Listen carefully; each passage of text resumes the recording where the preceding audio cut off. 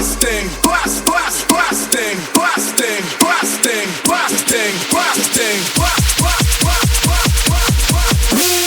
Here we go, coming out blasting.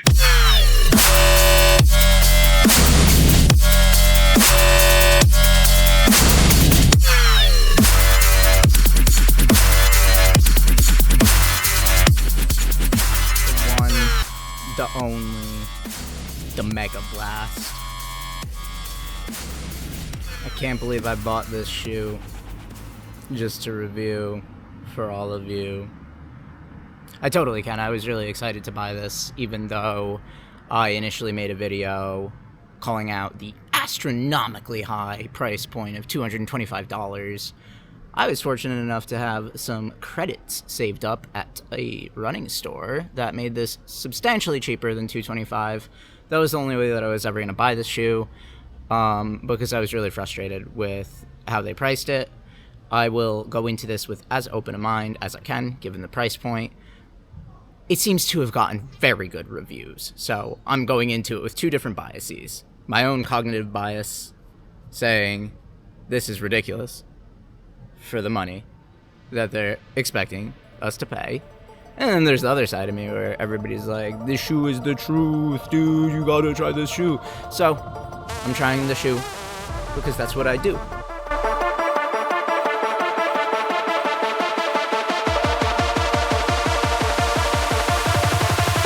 Leave them in the mega cat.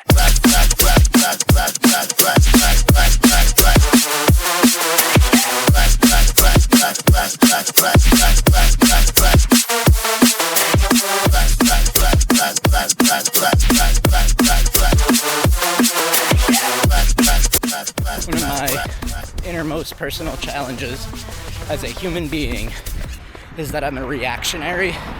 I react very vibrantly to any variety of stimuli, situations, and events. Could be in an excited way, in a angry way, in a disappointed way. So, I'm gonna save my first reaction to the Megablast for just a little bit longer, so it doesn't come out as reactionary. Blasting over till the night is over. Blasting super while you're running in loopers.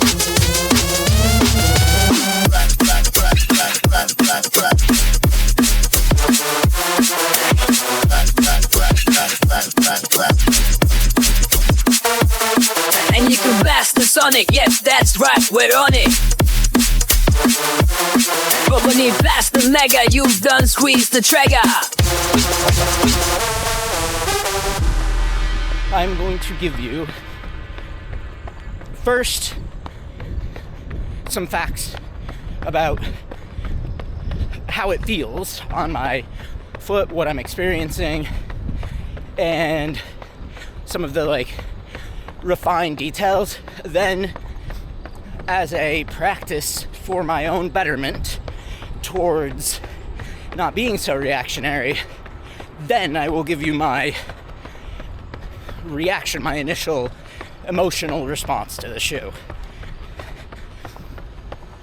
First fact, I experienced some lace bite on my left foot. The mitigating factor is that I just ran in the Primex Strung this week, and that gives me really bad lace bite. And it could be that my tendons are a little sore from that. I wouldn't necessarily blame the Megablast, but it is a fact of my current experience. Fact number 2 of my current experience is I have some minor hot spots on the ball of my forefeet. I mean minor too, they're really not that bad, but it was in a similar way to the Super Blast, which I tried a while back before starting YouTube, and that shoe didn't work for me at all, so I returned it. But yeah, that's the same type of forefoot hotspot that I'm experiencing, and I think it's either the foam breaking in or the fact that it's overstacked. Because overstacked shoes have a lot of stack, and as a result of that, have more like heat stored in them. At least that's how I think of it. Could be totally wrong. I'm not a thermophysicist. But the final thing that I've noticed with this shoe on a factual, experiential level is a little bit of arch pressure on my left foot. Now that could go away, or it could stay. It's not like irritating or anything, just there. The final fact that I am experiencing is the sensation of having to pick my feet up a little bit more to get over the heel pendulum. The big giant heel, that was significantly more pronounced in my memory of the Superblast than it is here. And I'm not finding it so disagreeable, but it's definitely not a shoe that feels like it's made specifically for forefoot strikers. In fact, probably that was not the demographic they were totally reaching for here. Now, my overwhelming opinion of this shoe, my emotional response, my reaction, it's really good. I am cruising along uphill at a way faster pace than I normally would be talking to you. The foam is extremely bouncy, and I feel great, and the shoe feels great.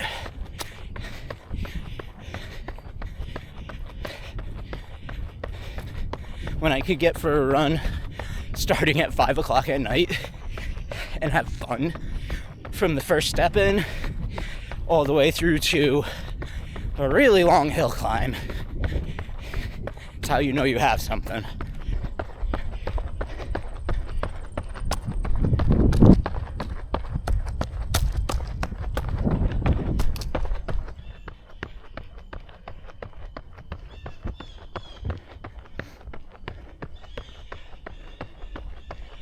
I'm totally eating my words about not purchasing this and not understanding what was so different about this from the Superblast.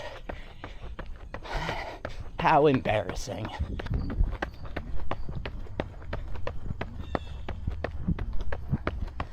So far, I've had to stop a couple of times to retie these just a little to get the hot spots to go away, and that's what I'm working on right now, and also the lace bite.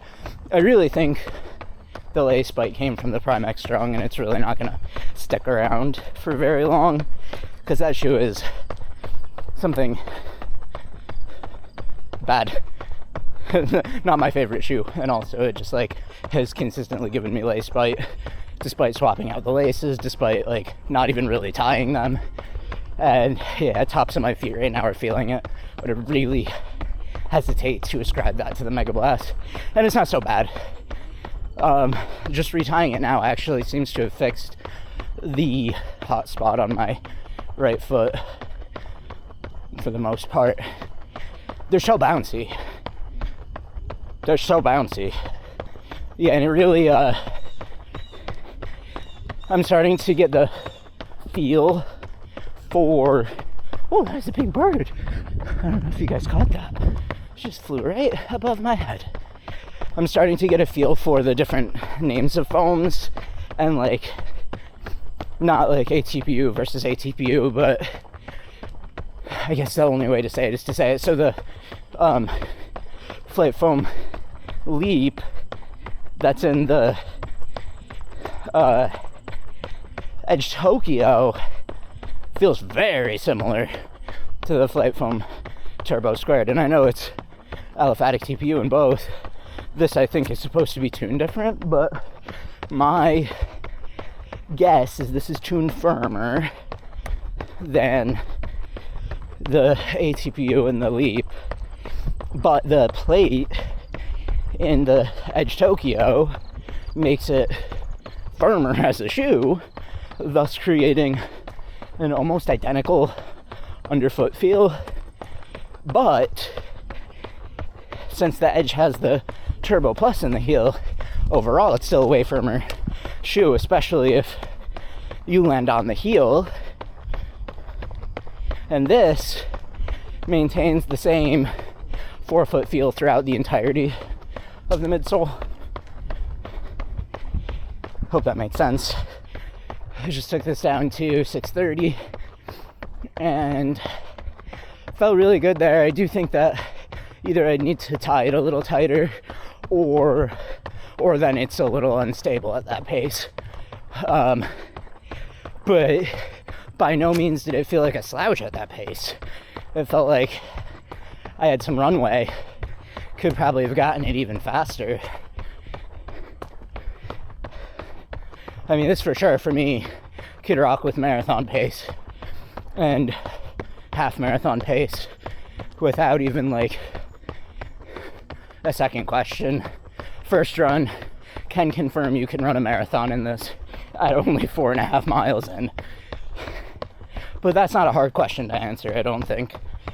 I know generally pretty quickly whether or not a shoe is going to be for that or for something else. I'm not saying it would run a marathon in it, but you could pretty easily. Maybe this is my Sunday long run. I was going to pull up to Run Club tomorrow wearing this, but maybe I save it for the long run.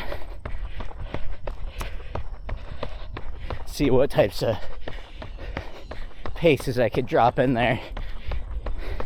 Mileage wise, this has been a big week for me. I'm over 100 on the rolling week at least. By the end of this run today, we'll be somewhere around like 105. Don't know where I'll end up, but feeling really strong this week. The triple double strategy paid off. My concert last night did not leave me feeling nearly as burnt out today as I thought it was going to be. Did a ton of chores first thing in the morning before I even left the house. I started leaving the house by throwing an entire couch out to the curb and a TV stand. So I had a lot of energy today. Not at all expected.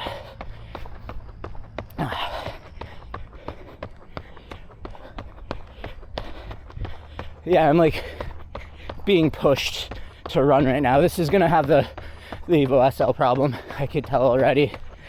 It's more comfortable than the Evo SL, though. The foam is bouncier but less direct. It's more of a like a dampened, like I'd imagine this being like a Jello almost, but like a really rigid Jello. Like oh, you know, if you guys like boba, if you've ever gotten those lychee jellies, that's what the shoe feels like underneath your feet, or what I'd imagine those would feel like if they didn't just explode. But not the exploding bobas, I'm talking about the like cubed jellies. Man, I haven't gotten boba in like a week, 2 weeks even. That's very unfortunate for me. Maybe I'll stop and get boba after this. It's in that direction, but I don't have my wallet. Wouldn't it be ironic if the Asics Megablast, a $225 shoe, cured me of my overreaction disease? I feel like I'm really learning a lesson about emoting before knowing the full story. Passing judgment without having all the facts. Definitely an emotional response from me. A little immature. I will try to do better next time. about not reacting so strongly to that which I do not know. Now, I want to say $225 is expensive. If you're not deep in the sauce like I am, you should not buy this shoe.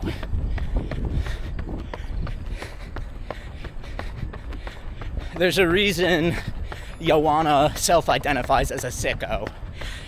The running shoe consumption industry, the running shoe consumption brigade. Oh God, I'm getting mosquitoed. Is a disease. It's a disease wrought from 21st century capitalist values, and I have it like the plague. And if you do too, you will love this shoe. But for sure, if you are a casual runner, do not spend $225 on this shoe.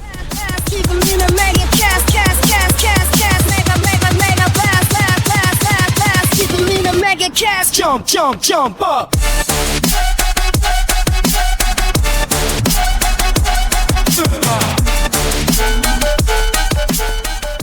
I think I sweat more than the average person. It's not warm enough to be sweating this much. Fall in New York State, in Rochester, New York in particular, is the ultimate season per location.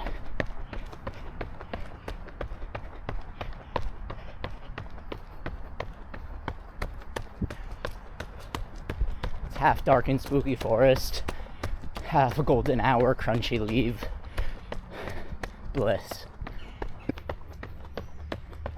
Some updates on the fit. I continue to fiddle with the lacing, and really what it is, somewhat ironically, coming down to is that I'm having the same slop fit issue that I have in the Evo SL, particularly in my right foot and particularly with the lateral drift in my forefoot. Now, it's not as bad in this as it is in the Evo SL, but so far I've been unable to correct it with some of my go-to lacing strategies and tension strategies. You just heard me huff like a horse. That was because a mosquito went into my throat and I didn't like it, so I huffed it right back out. The second update I was going to update you on before I even started talking, before I even pressed record, was to let you know that nowhere is safe from the mosquitoes. They're absolutely everywhere. They're highly concentrated by bodies of water because they're mosquitoes, and that's where they breed. But they are truly taking over the city. I'm in the middle of a habitated, of a whatever area, acidified area. Sometimes I swear to God, I'm so dumb. Alright, pay really close attention. I don't know if you're gonna see this. It's hard to see because I'm blinded by the sun, but do you see all of these little bugs floating around? Do you see this? I really hope this comes out on camera. I'm gonna post it anyways, even if it doesn't. Look, the air is truly filled with them.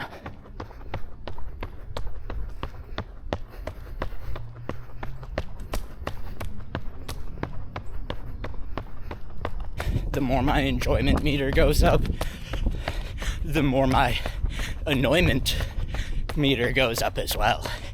Because I was so wrong, and I'm having so much fun. This is the type of run that you just don't want to stop running.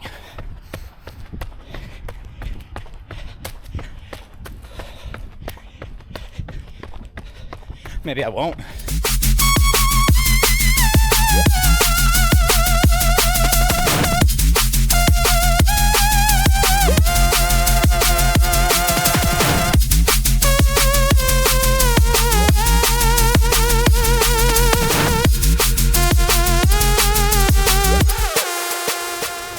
us back down a little bit to keep this conversation grounded. This is a shoe. It is just a shoe. It costs $225.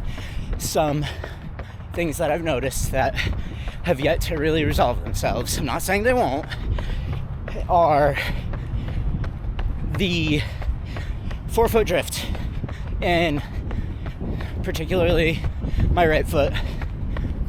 I do think that that's a combination, after having this in the Evo SL and a very select few other shoes, mainly the Hoka Mach X3 and Rocket X3, have similar forefoot drift instability issues. Is I think it's a combination of a rigid, extremely stiff foam and no proper lockdown. And for the most part, especially in the Mach X3, that is resolved for me. I've learned to live with it in the Evo. The Rocket I can never get a handle on. So it's not a deal breaker.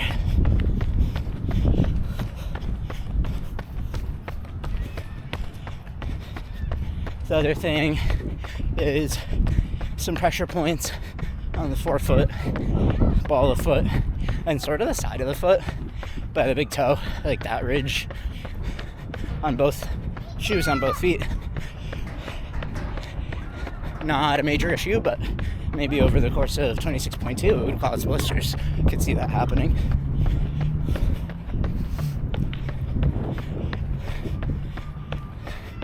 Third thing, shoe is pretty much no chill.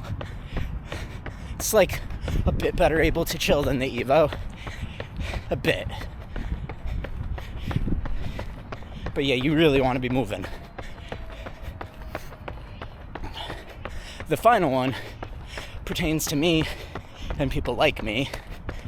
This is causing me to use a hip dominant strategy. I don't know whether I'm striking my forefoot or heel first. It's just too tall of a stack to be able to know. But regardless, I feel like I have some of that anterior pelvic tilt going on throughout this run, and looking in my reflection on buildings and stuff sort of confirms that suspicion.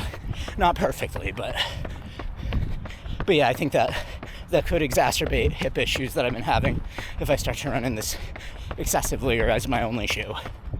This is a me thing though, since I have such a calf dominant strategy normally, and likely most people will actually work better with this than me if you're used to running in higher drop, higher stack shoes. But for an 8mm drop shoe, if you told me this was 6, I would believe you. If you told me this was 8, I would believe you. Anything out of that range, I would tell you no. It falls in the 6 to 8 range. Feels exactly accurate to either of those. Certainly not more, certainly not less. My brain wheels started to turn a little bit, and I'm wondering if in the build from whatever it was, like 60 or 70, all the way up to 100 miles a week, in the weeks leading up to it, I was doing all right. And then I had the first 2 100-mile weeks of my life consecutively, and then I blew up, completely fell apart. Still managed to hit in the low 90s for the next 3 consecutive weeks, and then my next week up to 100. All 3 of those weeks were terrible, literally miserable running. Maybe actually 2 of those weeks were terrible, but it was a really bad period, like a dark period of running. And then last week into this week have been incredible. This is the most rolling mileage I've done. So all that context delivered. I'm wondering if my body has a really big lagging indicator to mileage. And I'm also wondering if maybe I should take next week as a cut back week down to a flat 90 again, just in case. And then bring it all the way back up, dial it all the way up to 100, to like potentially even 110, 120. Maybe I'm just talking big right now because I feel really strong finishing out this late afternoon mosquito-laden run. Only time will tell what the strategy will become. Until then, back to the studio. Alright, not quite back in the studio yet, but before it gets totally dark outside, just some quick recap thoughts. First, I'm pretty blown away by the quality of the shoe. Feels so bouncy on foot, feels so directionally stable for the most part, right? There's the issue with the forefoot drift, and I think that's a lockdown issue that occurs within the forefoot that I could rectify given that these are serrated laces and they grip the eyelet chain really well. It's just going to take some doing to do it. I mean, it's always possible that that doesn't happen and it doesn't like resolve itself, and I'm permanently annoyed with the shoe because it is annoying, that issue, and I forever have a taint to the Evo SL as a result of a very, very similar issue. But since I've dealt with this with the Evo SL for so long, I'm fairly equipped to understand what could solve it. I think that the Evo SL doesn't have the geometry in the like mesh in the forefoot there's something wrong with it that is not solvable, but I think with this it probably will be. But otherwise the foam isn't torsionally wobbling at all. It's staying completely in a line, and when you strike the ground, all of the energy return that is teeming inside of the foam, it propels you forward. It propels you in one direction. Some other thoughts, and I'll get into this in more detail in the studio, but immediately noticeable was the heel, whilst not as choppy as the Super Blast, is still touching the ground first for me. It feels like. Now, obviously, there's that study that claims that you can't tell what you're striking the ground with first, the chicken or the egg, and in this case, I probably agree with that study because I couldn't truly tell whether it was my forefoot or my heel, but I could see in, like I was saying earlier, I could see in the reflection of some of the storefronts that my glute was like tilted out. I don't know if I could actually demonstrate this, but like this is gonna be extreme, but tilted out like that versus in perfect spinal, vertical alignment or perpendicular alignment to the hip pivot point. And so that curvature is not good, and it could lead to glute and hip issues, which I've been dealing with. And that's just something that with higher drop shoes, I'm personally prone to. So I hope this doesn't like cause a flare up of any hip discomfort. But overall, those are like the big downs. The big ups is that it felt like a joy to run in. It's like an ineffable quality of some shoes where you just leave feeling with a smile. Like the Dynafish Denian 1 is one of those. The Streakfly 2 is one of those. Yeah, I don't know what else. Those are the two that come to mind right now, that this is like, that have that quality, that joyful, exciting, special quality. So I'm annoyed that I called it wrong on the Megablast, but I'm glad that I swallowed my pride and got a pair at a discount. It is an honor and a privilege in the life of any YouTuber to admit that he is a hypocrite and was wrong. I have with me today the Asics Megablast. Yeah, I bought it. So I'm going to go over some stats really quick, and then I'll drop into the entire review, run, first impressions, all of that great stuff. Before we begin the tour of the Megablast, 45, 37, 8 mil drop, claimed weight of, in a size 9, on 130 grams, 230 grams. but mine weighed in at 245, so 15 grams heavier for a 9.5. That's a little interesting for a size scaling. Normally it doesn't scale that much, but whatever. That's the weight that I got on it. That is like not as light as people are claiming it to be or like making it out to be. It is lightweight. I'm not saying it's not lightweight. It's the same weight as the Evo SL functionally. I can't remember exactly what that is offhand, but functionally it weighs the same as the Evo SL. It does actually feel a little heavier on foot than the Evo SL. But I'm going into so much depth here. That's basically the stats. It has a mesh upper, it's thin, has some ventilation on the sides, like here and here, and then a bunch of underlays or like padding, I guess you would call it. Relatively, normal, pretty padded, comfortable heel collar. I think that's where the weight becomes impressive, is just how much substance is in this shoe, like how much cushioning you get in the heel counter, and the obvious thing being the stacks. So that's why people, I think, are impressed about the weight. It doesn't feel as light as that though on foot because it is so big. It feels a little heavier, but nothing crazy heavy.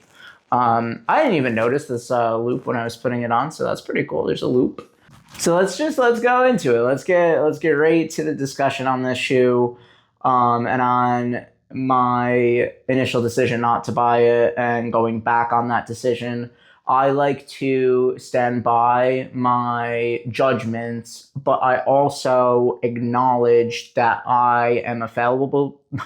I also acknowledge that I'm a fallible person who can be reactive towards their own emotions and make snap decisions without really fully thinking about it and evaluating what is the right thing to do might be in any given situation. So for this, I saw that I was really excited about the Megablast way back when, about a month ago. So way back, it feels like forever ago. I mean, when it's hundreds of miles ago on a variety of shoes, it does actually feel like a long time if you're a runner. But back when this was initially announced and the hype cycle was building on Reddit, I was super jazzed about the idea of a full ATPU midsole, plateless super trainer that wasn't the Super Blast. Like a Super Blast competitor by the people that made the Super Blast sounded super rad. Blasting everything else out of the water. Good Lord. Then after they announced the price, I made a whole video about how it's ridiculous, shoe inflation, blah, blah, blah. And my rationale behind that was more or less that this is the same thing as the Super Blast, except more money.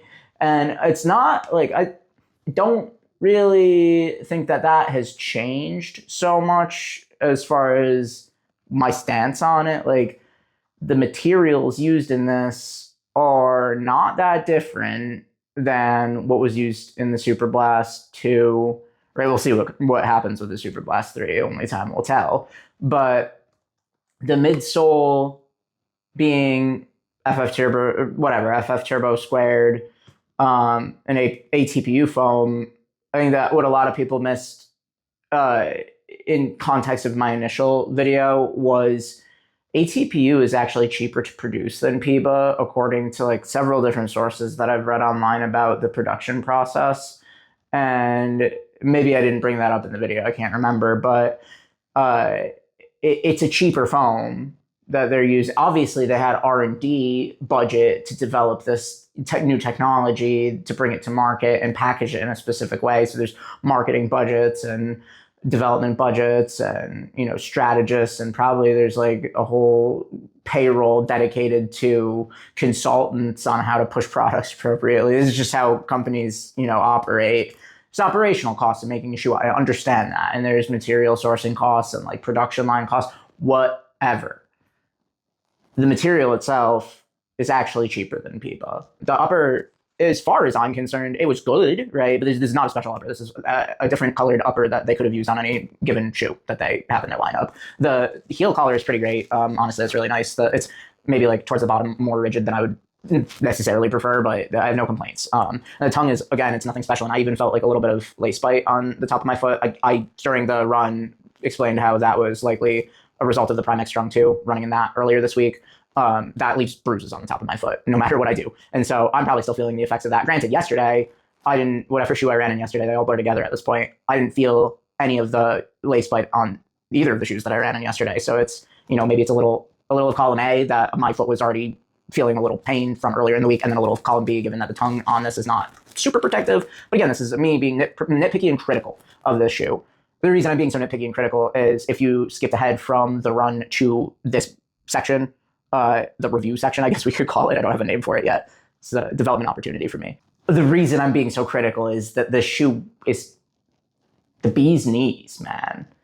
It's a really freaking good shoe. The materials being a little bit cheaper than those in the Super Blast. Granted, it does not have a carrier foam, and it's my understanding that it has better rubber on it than the Super Blast. I can't remember if that's accurate. I am drawing this from my memory bank, but this does have Asics grip, so it is their best rubber. I just can't remember what's on the Super Blast too. So maybe it's, maybe the carrier foam not being there in this shoe plays a huge role. And the big thing for me, the difference between this and the Super Blast, because I did briefly own the Super Blast and kind of absolutely hated it and therefore returned it. This was before I was reviewing shoes, but the heel geometry on the Super Blast was just like a tumor.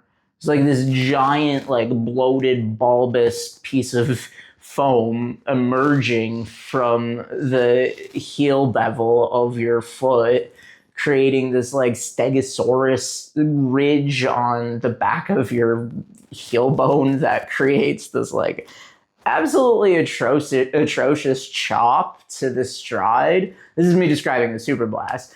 That was greatly reduced in the Mega Blast. I did have it a little bit, like if I was coming down a hill, there was a little bit of chop in the transition. That's the only time I'm really aggressively heel striking, and even my aggressive heel strike tends to stop right around there. So I'm never really landing back here, but it was really hard to tell how I was hitting the ground with this because these really largely stacked shoes, they don't give you any proprioception. They don't tell you how you're running.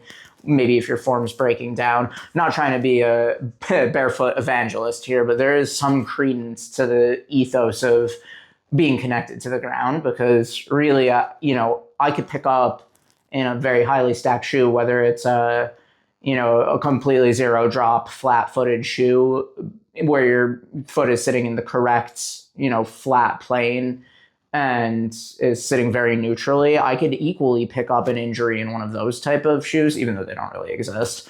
Or something with a very large drop, like this does have, like an 8mm drop shoe or like a 10mm drop shoe, or whatever. Like any shoe, I could pick up an injury, and if I don't know if I'm landing correctly on the ground, if my foot is misaligned or something, and so. None of that really matters for the discussion purposes of this video. It's just to say that you can't feel the ground at all in this shoe, and that's not a bad thing. I mean, it's going to make for some comfy, cozy miles, but I could see my form kind of suffering as a result of that, potentially. So we're still trying to weave in is this value appropriate? Is the $225 price tag a ridiculous thing? Or as ridiculous as I initially stated? Is it not? Just bear in mind that that's the question on my mind. That's probably the question on your mind. I'm trying to be very price conscious here because it's insane. It's insane that this costs $225. I did not pay that, by the way. I had $30 of store credit at a shoe store. So I probably still would not. I know there is a lot of requests for me to review this shoe, so I am caving to the internet's beautiful peer pressure. And also I did want to know, I wanted to find out, this has been really hyped up by a lot of people. So here we are, we're reviewing it, and I'm trying to be conscientious of price and to my own code of ethics and where I think the shoe market is at, as well as evaluating the shoe fairly at that price and as a shoe as itself. So we're through the upper. I mean, the laces are great. These are really some of, honestly, even the best serrated laces that I have. Asics, period, makes the best serrated laces. I'm sure they don't make them, but whoever their plug is for laces, you know, if anybody's listening to this, lace maker of Asics, whoever you're contracted with, whatever your name is, you know, you could just like let me know what's going on, make a little business out of this, you know, just talk to me. Yeah, upper's fine. Besides the tongue, really, and I mean, that's really nitpicking. Midsole, what's up? What's up with the midsole? That's the question. It is a very bouncy midsole. It is a very fun, very bouncy, very nice, super nice, very good. Like it a lot. Great, super fun, so good. Such a bouncy ride, and it's not wild or uncontrollable. It's direct. It's like pneumatic almost, where you land, cha-choom, cha-choom, cha-choom, cha-choom, cha-choom. And yeah, you just keep on trucking and going. It's like a really, like, I listen to a lot of drum and bass. Probably this video is gonna be just like banging with drum and bass because this is the shoe that reminds me of drum and bass. It is all fast tempo, all, you know, literally at that tempo, like mid 170s up to 180. It isn't actually the highest cadence shoe in the world. This is not like your quick turnover, light footed, you know, up on your forefoot type of shoe. And I don't think that I have enough mileage in this yet because I did 13 today. That's not enough mileage to know, right, to actually know a shoe and to be deeply familiar with it. But yeah, maybe I could get it to perform like that. I think part of this is like I was on hills all day because I thought I could escape the mosquitoes, but of course that was absolutely not possible. They're overrunning the entire city. I honestly think there might be like a bioweapon or something that was dropped on Rochester specifically in the form of mosquitoes. Like I've never seen anything like this in my life. They're absolutely everywhere. They've come into the city proper. Like they're on the streets in the city. There's not even any it barely has rained. It's been damp the last couple of days, but like there's a whole river and like I don't know, dude. I got a mosquito in each eye today. Like I couldn't get it out of this one for a while, and I got a second one very shortly after in this one. My entire, you know, neck was covered in mosquitoes, and I got one on camera in my throat, and then another one I think I fully swallowed because I was like feeling a tickle later on in the run. Insane. So many mosquitoes. Ugh. So I was flying though. I was flying through, you know, anytime. Yeah, I haven't looked at my full pace range. I was somewhere at like averaging 840, but I was setting up a lot of camera shots and I had a few miles like down in the sevens, and it just felt like, honestly, it felt like I was going slower than that, in the sense of like it felt effortless to hit those paces.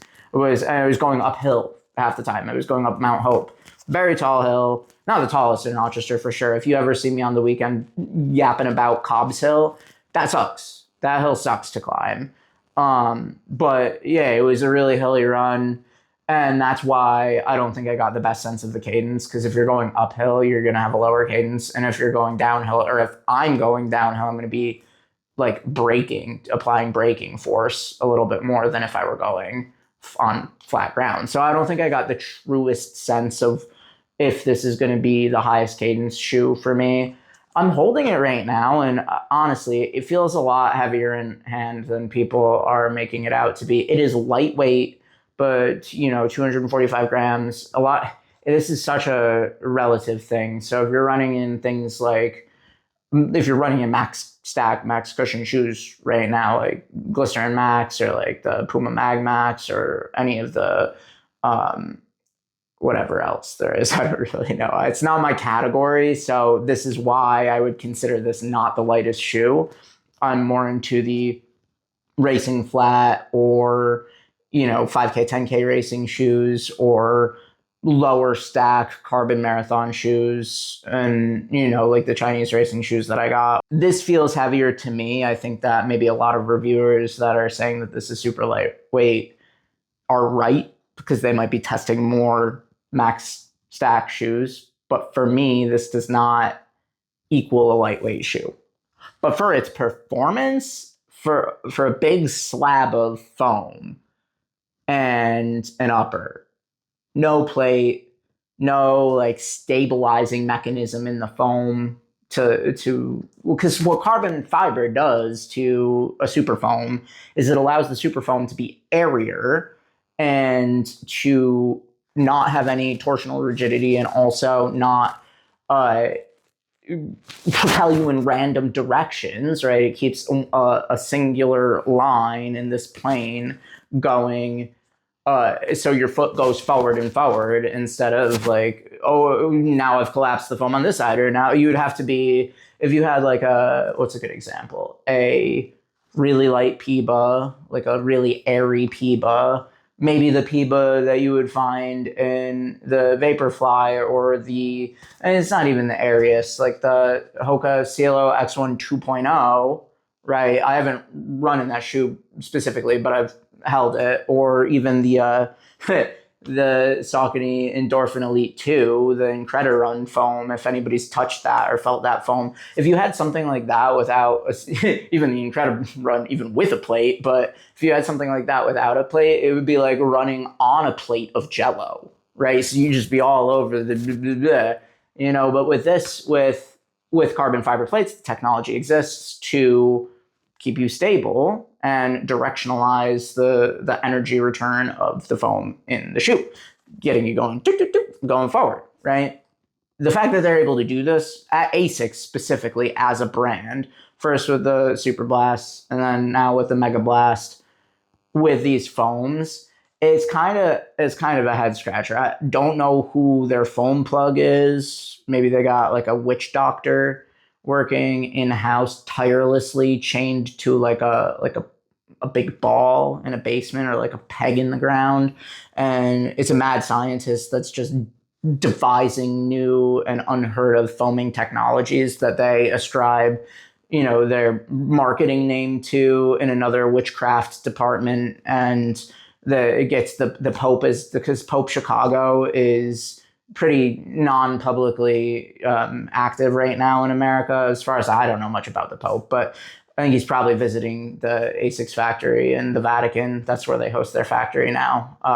But they don't tell anybody about that. So you probably shouldn't also. I don't know. Maybe they're going to sue me now because I revealed their secrets. But something is going on at Asics with the foams, because in the Edge and Sky, Tokyo, both of those shoes are extremely light for their size and for their construction, and it just seems like the shoes shouldn't weigh what they weigh, and yet they still do. And so this is a phenomenal foam, is what I'm trying to say. So I do want to reiterate, this is not the lightest feeling shoe that I've ever run in, for sure, and it also has to do with the sheer like heft and size of it, like the width. It's a wide shoe. It's also got a bit of a heel to it. Like a lot of the shoes that I run in personally are chopped off at the heel bevel, and like there's no posterior heel flare at all, and it doesn't flare out medially or laterally too much. That's some of my favorite shoes don't have this whole, like, you could just like take a saw and just chew and chop a bunch of foam off, and I would still be fine with it. But that's contributing to a lot of the stability in this foam. I'm sure their scientist, their witch doctor, is in charge of, whatever the magic is that they're doing to create such things. One thing I mentioned on the run before I forget, that was a potential red flag. I was getting some like arch feeling, like a little bit of intrusion into my arch on my left foot predominantly, but I could tell that it was occurring on both feet, but it was happening on my left more noticeably. That went away. That was gone. Maybe it'll come back. I don't know. I'll let you know. I'm going to be running in this a lot probably, but yeah, that's gone. The ride is just so fun. It wants you to go faster. It doesn't punish you quite like the Evo SL for going slow. Like, not slow, because I didn't actually at any point really do recovery pace in this because I was having too much fun. But it doesn't like tip you off the shoe as aggressively if you slow down. I mean, I did notice though, like I was saying out on the run, the lateral forefoot drift is still present in this, like in the Evo SL, and that's the thing that I'm going to have to figure out with this shoe. I do think that the upper construction of this shoe is going to allow me to get a better ultimate fit than I was able to in the Evo SL, and maybe that really comes down to the laces, because you could, with these serrated laces, you could get them to catch the eyelet hole a little bit easier than if you were to, like use a flat piano wire lace from Adidas to try to accomplish the same thing. That flat piano wire lace is going to slip within the eyelet. There's no toothiness to catch the eyelet, and so it's just not going to work. That's my point. And also the shape of the Evo SL upper, I don't think lends itself to resolving that particular issue that I'm having. And this is a me thing. I don't want you to get like down on this shoe based on that. If you're going to get down on this shoe, if you're going to pile in and say negative things about the Megablast, the price is too high. It is just too high. This is corporate greed. And the reason I say that, this is the truth, right? Everybody that's been praising the Megablast is speaking truth. It's an amazing shoe. It is a freaking crazy, amazing shoe. I'm going to hopefully get literally hundreds of miles in this shoe. I know immediately, too, that it's going to happen. Like, it was sort of a love at first run type of situation. Same with the Streakfly 2. Same with the Dynafish Denian 1. There's shoes that I just click with. And this is for very different reasons. This is very protective. It's very, like, just enjoyable underfoot, and such a great feeling to fly through reality on foot in this shoe. But if you're going to criticize it for anything, it is too expensive. And this is more of a commentary on all shoes. They're all getting too expensive. I think that, the prices started to rise on all of these shoes so gradually that I was, in my imagining, picturing this releasing at $200, because in my view, it's just sort of a Superblast clone. And it's not. It works for probably different people than the Superblast will work for, and probably a wider range of people than the Superblast will work for. But what is it, ultimately, other than a max cushion daily trainer that's capable of going up tempo, up to marathon pace or even half marathon pace? What other shoe does that? The Evo SL does that. The Evo SL has its issues. It has cheaper materials. It's not as good. But it is like $75 cheaper than this. That I implore you, Asics. I mean, you're not going to listen to me because I bought the shoe. You know what I mean? I bought it. I caved. I bought it. And everybody bought it. So you've learned your lesson that you could price it at this price. And I'm totally wrong. You could just price it at this price. But the commentary here from me is that I really am sick of prices increasing on running shoes. And I know everybody is. And I know it's partially the tariffs. We can't blame everything on the tariffs. And when it wasn't the tariffs, it was inflation. And it just, things are getting more expensive. And really, this is a macroeconomic factor of the dollar degrading on a global scale. The US dollar is failing right now. I'm not trying to get political here, but it's not a great time to be an American. And especially, just financially, right? That's my groceries cost way too much money for 10 grocery food items leaving the grocery store for never any cheaper than $60. And that's enough food for maybe a week. And I probably have to eat a few meals out, right? This is just me adding, again, context to why it's frustrating to see shoe prices rise so steeply. You could blame the macroeconomic factors. You could blame the shifting global, political tides, and you could blame all of that. But in the end, these are multinational corporations that are profit driven, and they will sell the shoes at the price that they sell for.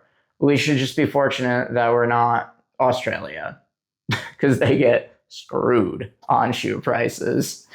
And yeah, I mean, I'm grateful that I decided to buy this. I'm just ranting now, and I have a lot of thoughts on this shoe. Of course, you've been listening to them if you made it this far. You're a brave soul.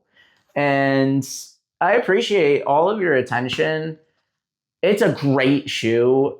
It is so expensive, and I don't have more thoughts than that. And yeah, thank you all for sticking with me on this late night rambling first run review, and stay in motion.